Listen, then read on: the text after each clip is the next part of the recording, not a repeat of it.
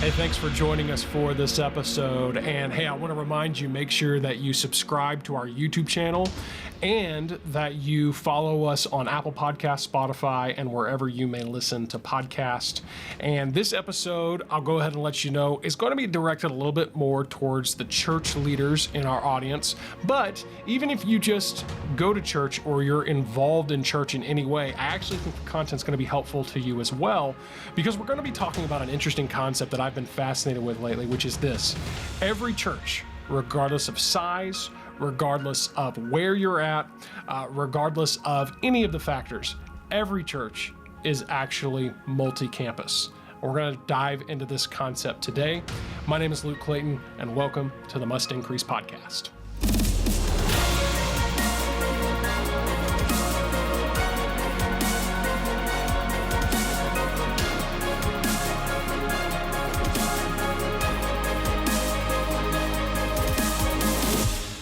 All right, let's get started. Let's dive right into this concept. Every church is multi-campus. Every church is multi-site. Now, when I use the term multi-site or multi-campus, your mind is going to go, especially you church leaders out there, your mind goes to the mega churches. The mega churches that have tens of thousands of people attending every week. And many times those that have the tens of thousands, those are the ones that are multi-site, but they're doing it in a way that's very advanced, that's very high-tech. So you're thinking about the church out there that's got all these different campuses, maybe all in one region, or maybe even scattered across the country, and they're probably doing that by means of video preaching and teaching. That's going to kind of drive the worship experience in terms of the preaching and teaching part. So they're going to have a live, most likely worship, actual like music and worship, and then as they drift into the teaching, they're going to play a video. And obviously, you can only get away with that in terms of keeping it immersive, keeping it engaging with your audience, if that video is very high quality. And so they're going to have the best cameras, the best lighting, the best projectors, and as they should. And so when I say that every church is multi-site, every church has more than one campus, you say, well, first of all, that's not true, because Luke, I've got a church and we've got one campus, and you would be in the vast majority of churches and that you have that one physical campus. And I'm not saying you're wrong. And secondly, you're saying, even if I could, there's no way, even if I was in a place to where, I was open to the idea of a multi-site, multi-campus type of approach, there's no way I could do that. There's no way I could afford all of this, equipment and so forth.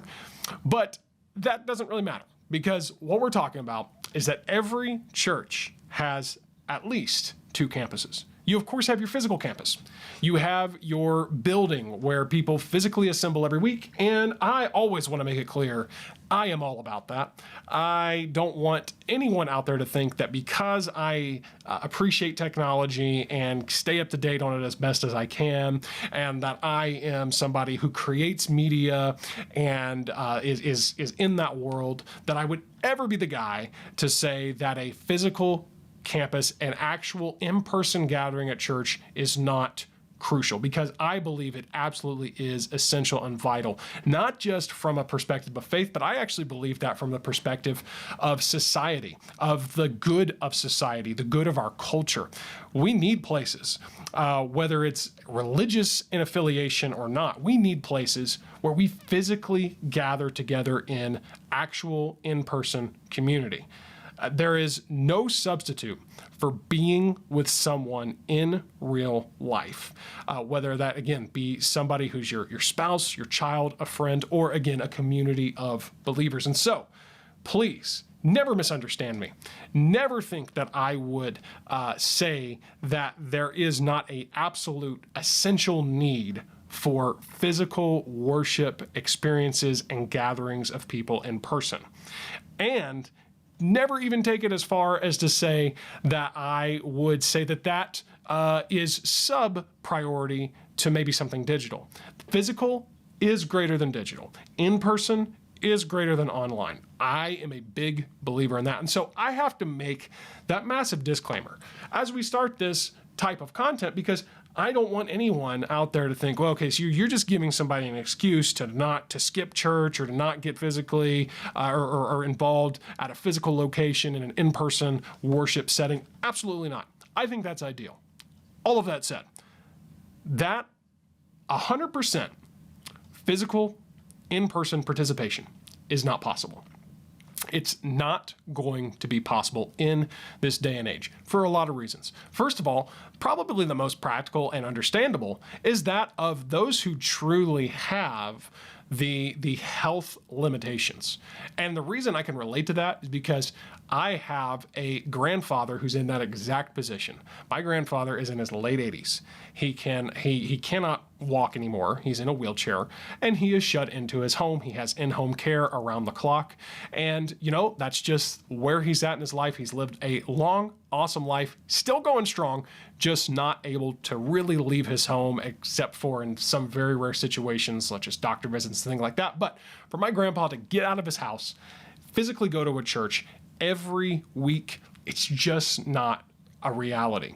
And so my grandpa, the only way that he is going to engage with church anymore is through live streaming online. And he does that. And I'm so glad that there are platforms and technologies that allow for that.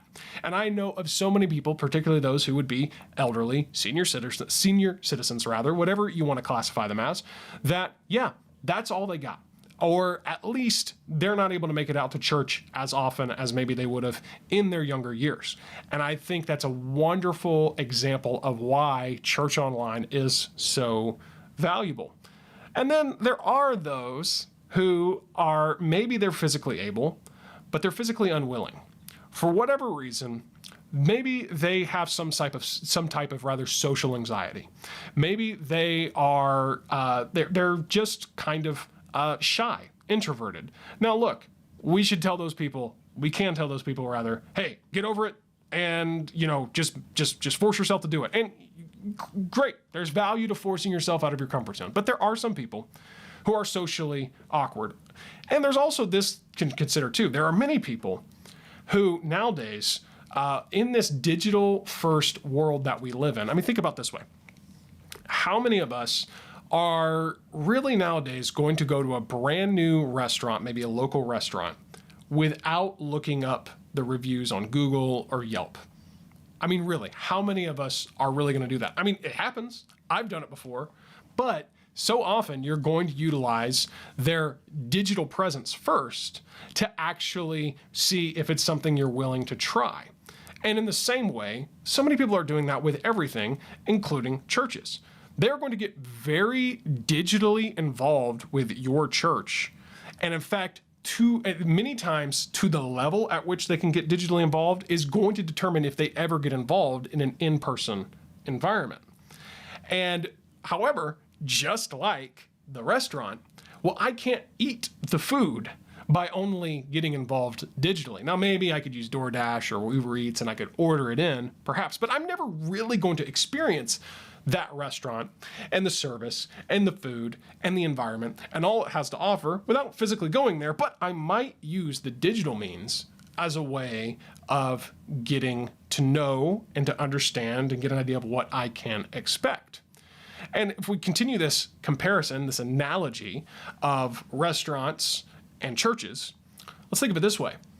If I go online and I Google or search for a certain type of restaurant, I say, hey, I want to have some local, let's go with a pizza. Okay, pizza in my town. And let's say that I go, I go online and I'm looking this up, and I find a couple of these pizza options. All right, and again, they're local. We're not talking about chains. We're not talking about Domino's and Pizza Hut and Papa John's. We're talking about a true local place. And let's say that this one location has virtually no website presence, or online presence, I should say. I can't find a menu. I can't find photos of the food. I can't find reviews. But then let's say there's another one that has all of that, and they have a decent website, and they make the digital experience of me trying to get an idea of what I can expect from that restaurant should I physically go there. Well, which one am I going to pick? Well, I'm going to more likely to pick the one that gave me the best online experience of giving me an idea of what to expect. And I believe the same thing is going to happen in the world of your church. And so if, for example, someone searches for churches in my town, Baptist churches in my town, or whatever denomination they might be looking for, they just search for churches in my town or in my area, in my zip code. Well, and they see a few options, and they go to one church site that has very little to say. Maybe it's an outdated website or no website at all. Maybe there's no, way to find, a sermon, a recent sermon to watch. There's not a lot of clear information on the website. It's kind of uncertain what this church is all about. But then we have another one that does have all of the things we're talking about. It does, for example, have a nice, not just aesthetically pleasing website, but a website that's clear in communicating what this church is all about. That says, hey, here's when you can come to church and here's what you can expect. Oh, and here's maybe a little bit of information about our pastor and our leadership team and the ministries, like our kids ministry and so forth.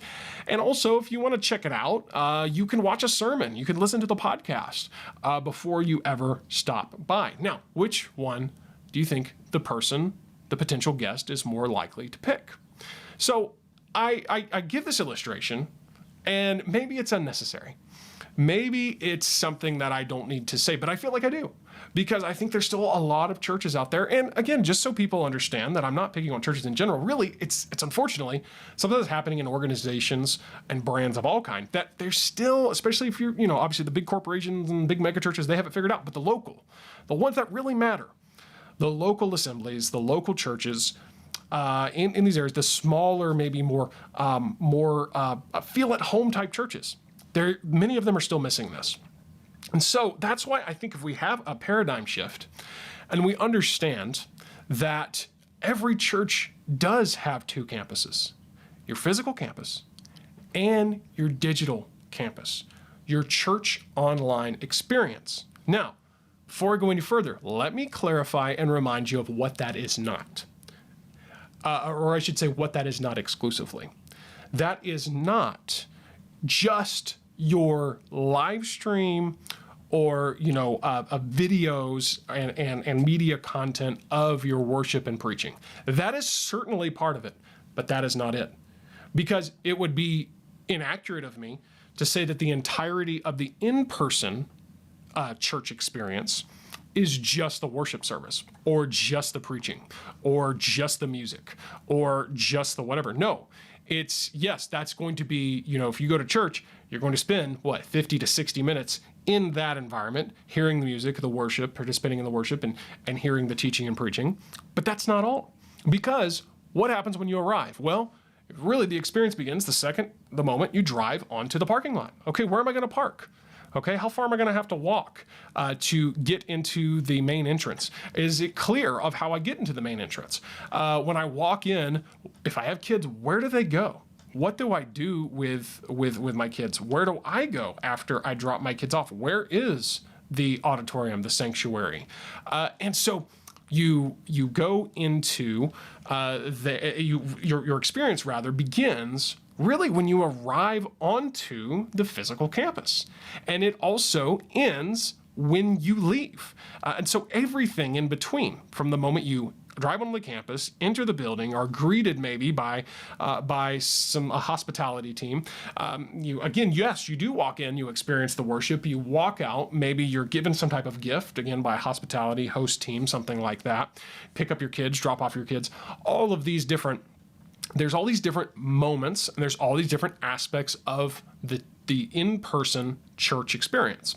So when we think about that, let's think about your church online experience.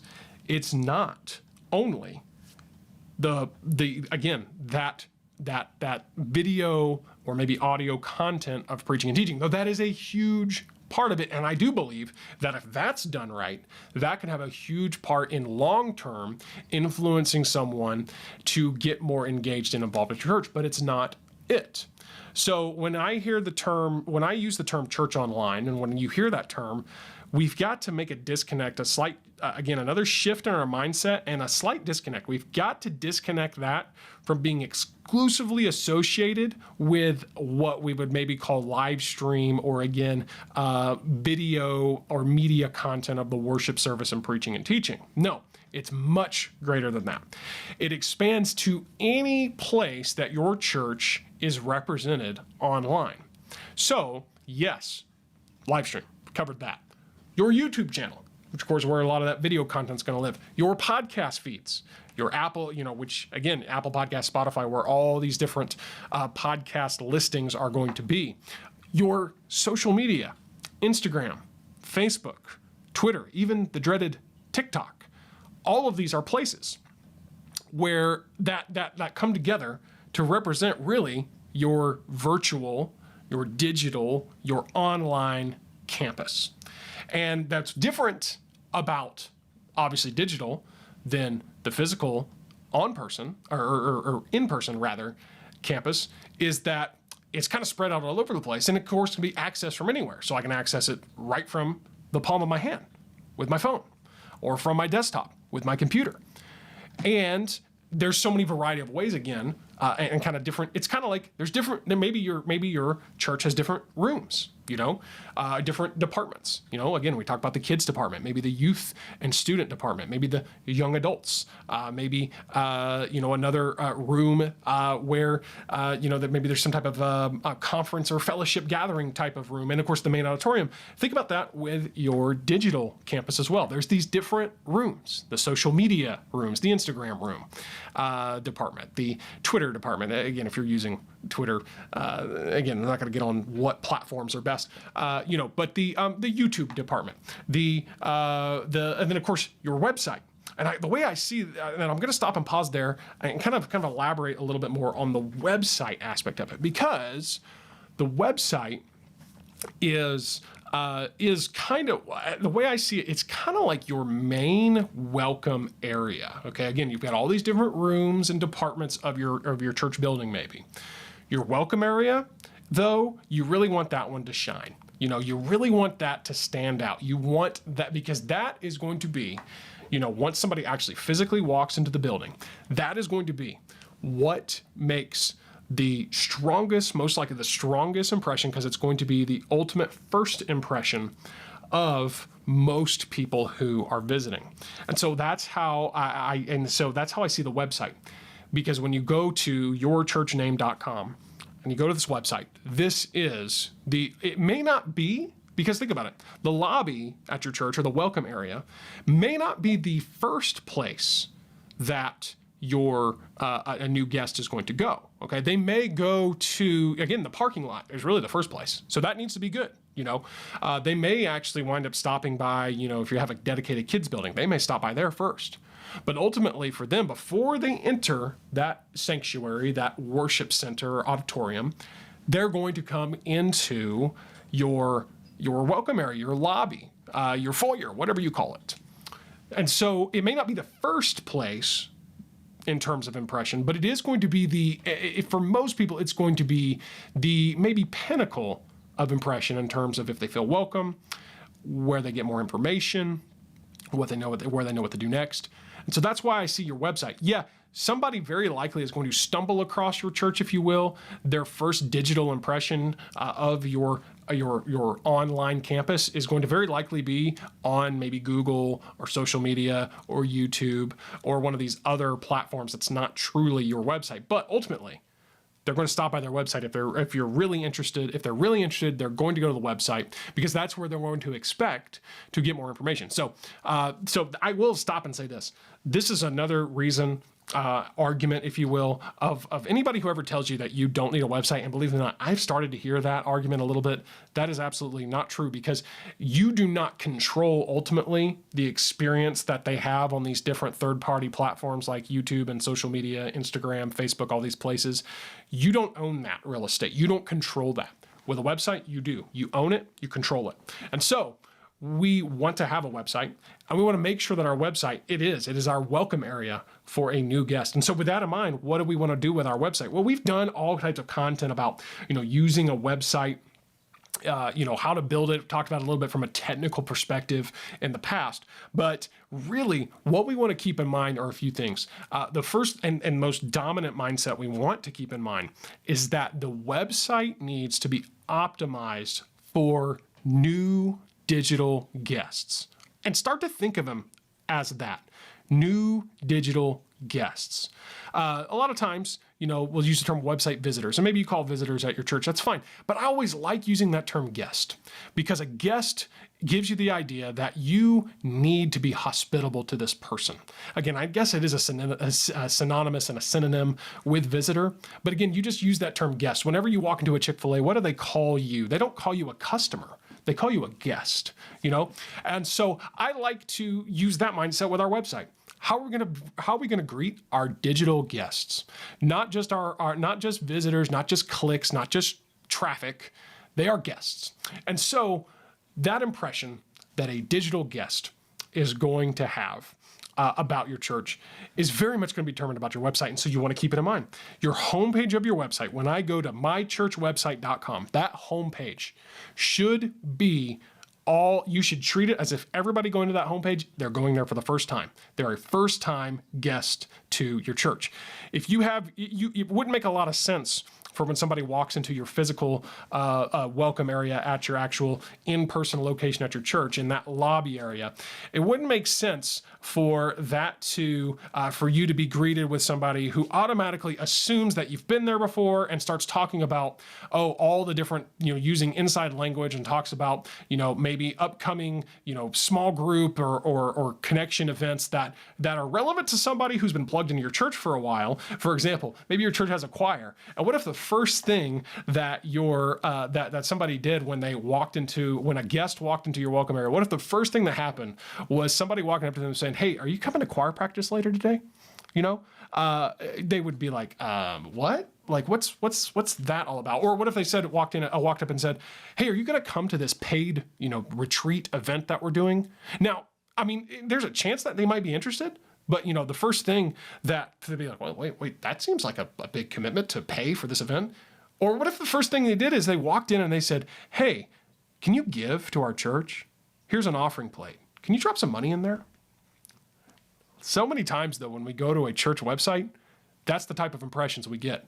I cannot stand it when one of the call to action buttons that's maybe right there dominant on the homepage or up in the top corner of the site is give or give online.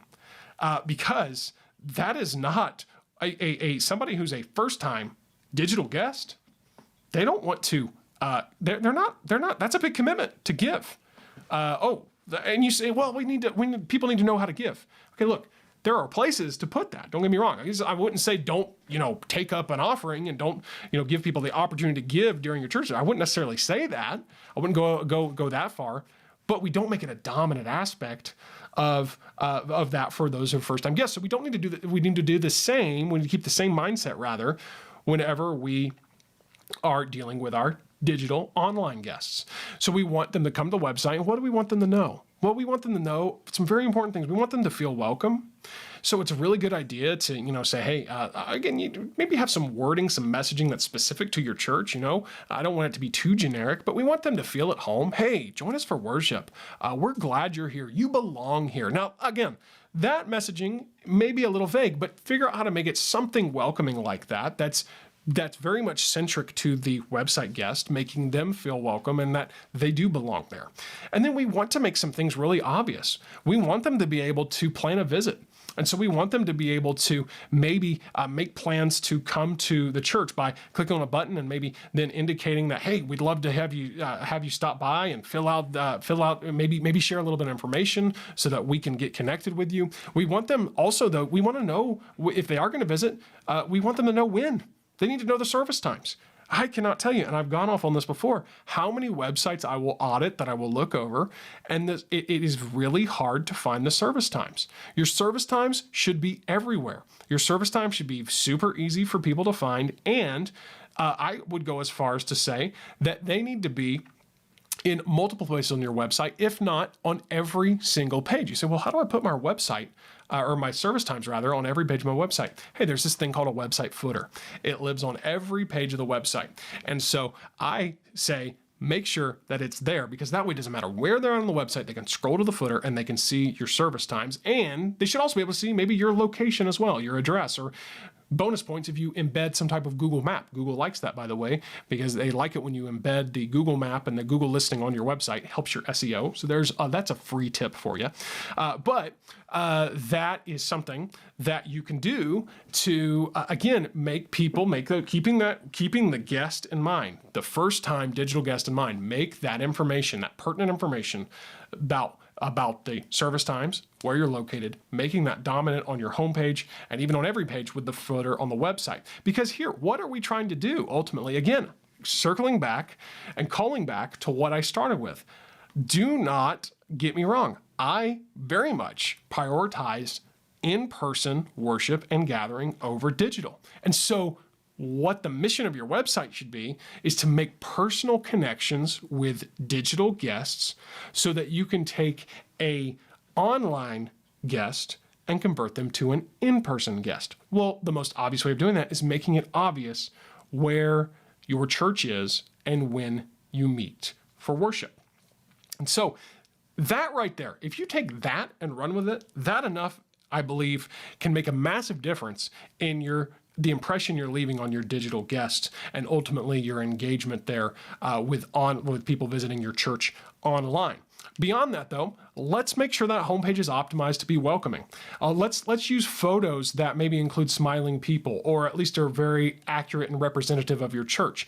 People, maybe enjoying worship or using their Bible or whatever it may be. Let's make sure that if you do have kids programs, that's something you feature on your homepage. Hey, we offer, 18 and under or whatever your age is. We offer, nurseries, and we offer childcare, and we offer kids class and kids church and things like that.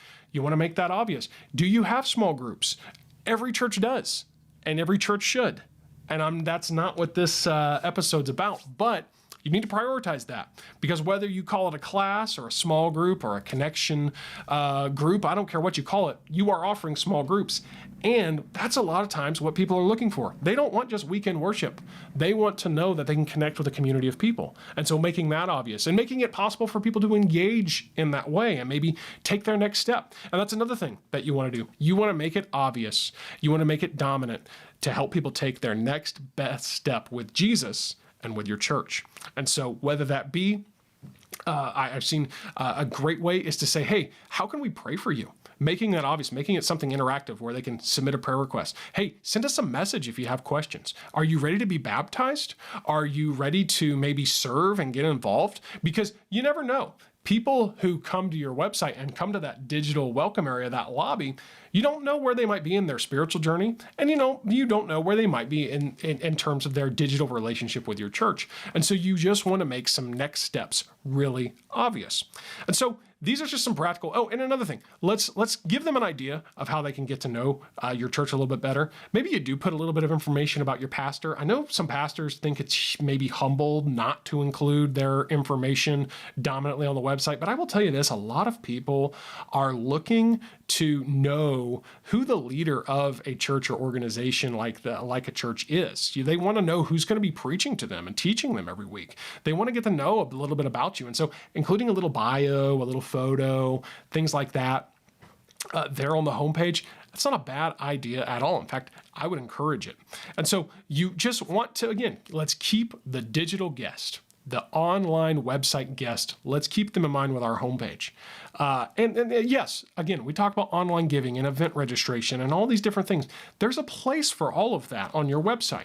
I love the idea on the websites we build here at Church Media HQ. We have what's called a connect page. And the connect page is a little bit more about those next steps, regardless of where you're at on your journey with Christ and on your particular relationship, maybe in connection with the church. It's got all of the different places, but it's not the homepage. It's a secondary page to connect that gives churches, or gives rather website guests, and maybe those who are already involved, all the different ways they can take another step with Jesus and take another step with your church. So yes, the online giving would be there. And, the event registration and the upcoming announcements about the calendar and things like that, all of that lives there. But let's just not get distracted with a lot of that stuff on our homepage, because our homepage, that's our welcome area for our website guests. We want them to feel welcome. We want to make that online visitor into an on-site visitor as easy as possible by telling them where our church is, when we meet, and just giving them an idea of why they're going to be welcome there and enjoy that experience. And so doesn't matter who you are, pastor, church leader out there, your church does have 2 campuses. You have the physical, in-person campus, and it is most important. But you also, whether you have all the high-tech live stream gear, video gear, whether you are able to offer that at all, doesn't matter. You have the capability, and you do have a second campus, and it is your digital campus. So every church is multi-site, in person and online, the website and the physical site. Every church has 2 campuses, and you have a responsibility to make both optimized for guests to help them get further connected with your church and further connected with Christ. Hey, thanks again for joining us for this episode. I do hope that you will, again, take a moment to subscribe to our YouTube channel. That's found at youtube.com/mustincrease. You can also follow us on Apple Podcasts, Spotify, and wherever you may listen to podcasts. If you want to connect with me and learn more about what we do for churches, businesses, families, and so forth, just head over to mustincrease.com. And I do want to thank you for joining us for this episode as we continue to increase truth and inspire hope in the lives of others right here on the Must Increase podcast.